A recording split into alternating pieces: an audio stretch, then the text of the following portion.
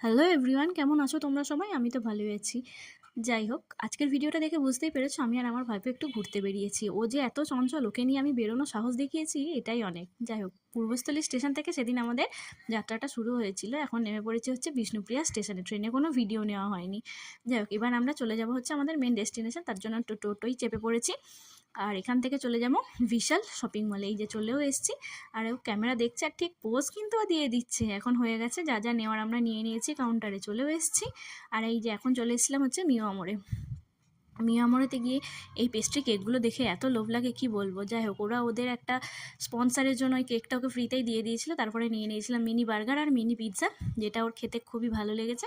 এই যে এখন আমরা বাড়ি আসবো বলে টোটো চেপেও নিয়েছি, ট্রেনেও পেয়ে গেছি। ট্রেনে দাঁড়িয়েছিলাম, জায়গা পাইনি। তো চলো, আজকের মতন এই মিনি ভ্লগটা এইটুকুই। কেমন লাগলো অবশ্যই আমাকে কমেন্ট করে জানাবে। ভালো লাগলে ভিডিওটিতে একটা লাইক করে দেবে। চলে এসেছিলাম সন্ধেবেলায়।